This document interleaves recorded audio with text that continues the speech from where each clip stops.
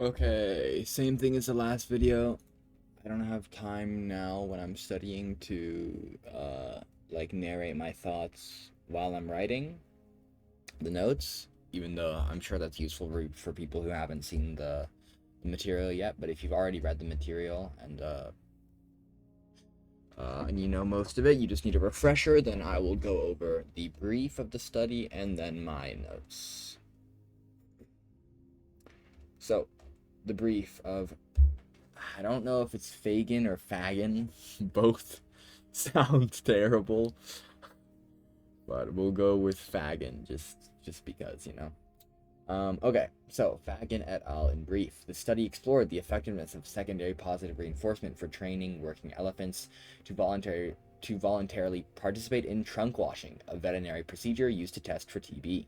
4 of the 5 elephants successfully mastered the necessary behavior within 35 training sessions, with an average session length of only 12 minutes. The training was seen to be effective in reliably producing the desired behavior of trunk washing for juvenile elephants. So, if you don't know what secondary positive reinforcement is, we go up here. So, where is it? Well, basically, yeah, you can see here. So, chopped banana, you give it to an elephant, they like the chopped banana. If an elephant does something good and you give them chopped banana, then they're likely to do it again, or they're more likely to do it again.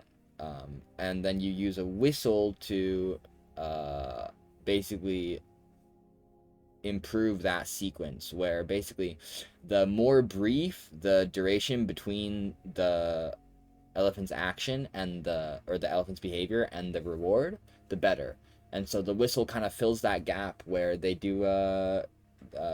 perform a behavior, you blow the whistle, then give them the banana. And so through operant conditioning, they'll begin to associate this neutral stimulus of the whistle with this unconditioned stimulus here.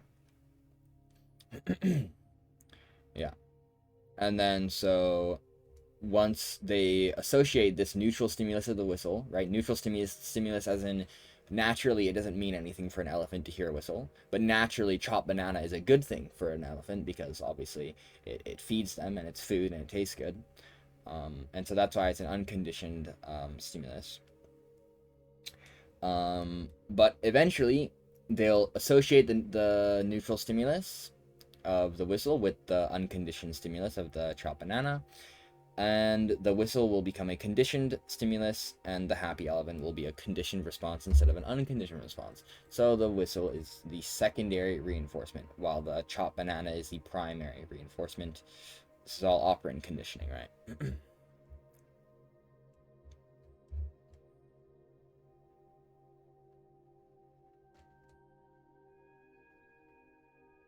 So, Fagen et al. Fagen et al. I don't know. Fagen et al. Elephant learning. The aim to investigate whether a secondary positive reinforcement could be used to train elephants to voluntarily perform a trunk wash.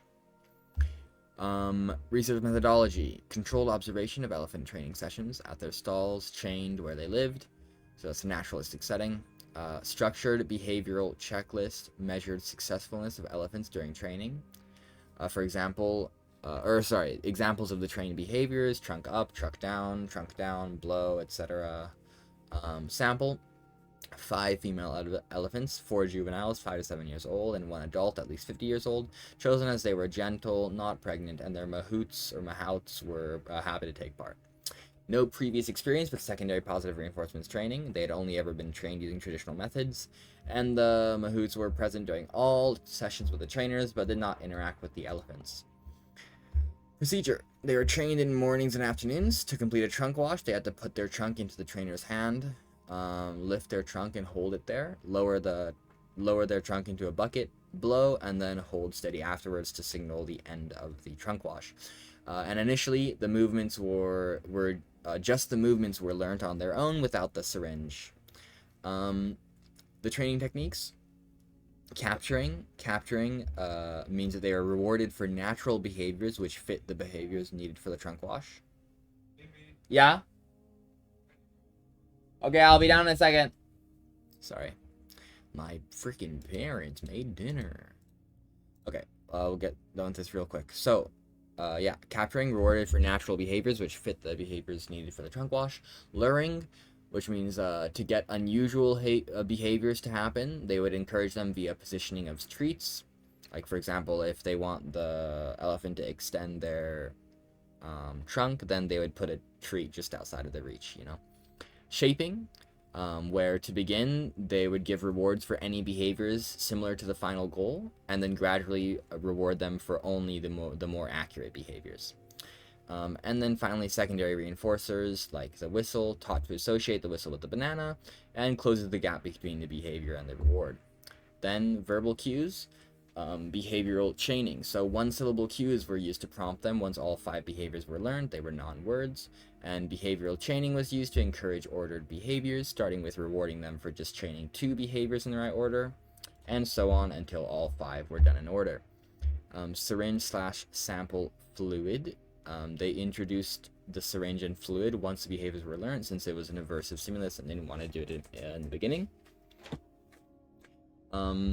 Gradual training was used to help the elephants get used to it. It's called desensitization. They were rewarded gradually as they got closer to as the syringe got closer to the trunk. It touched the trunk, inside the trunk, injections from the fluid, all the fluid, so on. The measured variables, 3 main variables, were recorded by an assistant.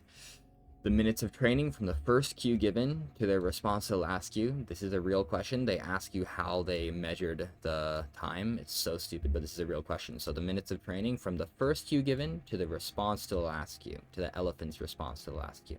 First cue given by the trainer and the response of the elephant to the last cue given by the trainer. Then another variable, the number of cues made by the trainer and the success rate of each behavior. The testing of this started at session 10, tested every 5 sessions. They were tested on all that they had learned until that point, and it was considered a pass if the correct behavior was shown 8 out of 10 of the times that it was cued, basically. The elephants were also graded on behaviors in a sequence, and they would pass if it was correct 8 out of 10 cues as well. And the training was done once, or the training was like the whole training was finished once 8 out of 10. Once they got an 8 out of 10 score on the full 5-step sequence. The results for juveniles all learned the full trunk wash in 25 to 35 sessions. The mean session length was 12 minutes. The mean total training was 367 minutes. The adult elephant failed to learn the full trunk wash in the time available. Some other elephants also couldn't master specific behaviors unless part of the full sequence. Another was never fully desensitized to the syringe. The average success rate for individual behaviors went from 39% to 89.3%. I don't know why I wrote percent over the course of the study. Some behaviors took much more practice than others. Conclusion: secondary positive reinforcement is effective for training juvenile, traditionally trained elephants to voluntarily and reliably participate in a trunk wash. Valuation, ethics, strength. Ethical guidelines were followed for animals and trainers. Despite the leg chains that were on the elephants, they could walk away and they could also move freely. This reduced stress for animals and reduced risk of harm for trainers. Methodological, strength, reliability, behavioral checklist, detailed the exact operational definitions or descriptions for the behaviors, which it increases the reliability of the observer's decisions during testing. Strength of validity, no additional cues from mahouts. They complied with the study and the moods did not help. This means that the behavioral changes are due to secondary positive reinforcement. This removes the confounding variable. It removes a confounding variable and increases the reliability of findings. Weakness regarding validity, the definition of steady in the checklist. Steady would equal trunk up 4 times, trunk down 3 times, and trunk here 3 times. But they sucked the trunk down, and that reduced their success rate overall to only 70% when it needed to be 80% to pass. The elephants regularly failed the task, and basically the operational definition of steady makes the final average not representative of the elephant's true abilities, and that is a weakness of validity. Final weakness of validity, the total training time included training on non-trunk wash behaviors.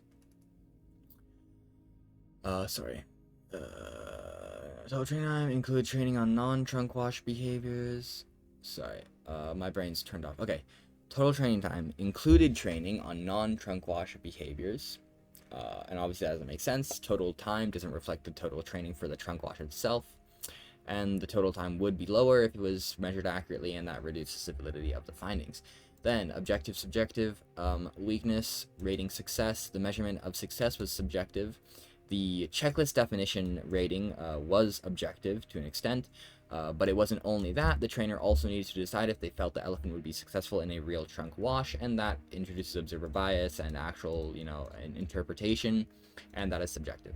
Generalizations, weakness. Generalizing beyond the sample is hard because of the small sample size, lack of female adults, and any males at all.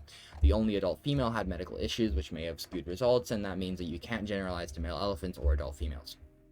But if strength is generalizing to everyday life, the data was collected in a naturalistic setting. It wasn't different from the normal life. There was tourists around, there was distracting noises, etc. This increases ecological validity and suggests that similar results could be possible with elephants in zoos or safari parks as well. Issues and debates. Individual versus situational. The adult elephant couldn't learn the trunk wash in time. This could be due to individual differences, like the fact that it was older and it had health issues, or it could be due to situational factors too, like it was treated differently by the trainers due to age or something else. Maybe different tourists were around, and also apparently a stray elephant strolled in at some point. Application everyday life, the final one, improving captive animal welfare. Safe and efficient training method for important medical procedures, right? That's what they basically created with the secondary positive reinforcement, right? You can improve captive animal welfare with that because it's a safe and efficient training method for a important medical procedure, and that reduces the risk of TB in not only elephants but also humans. Additionally, the method can be adapted to train other behaviors, and that reduces the risk, or that reduces the need for other harmful methods. Very nice. Okay, the end. Bye-bye.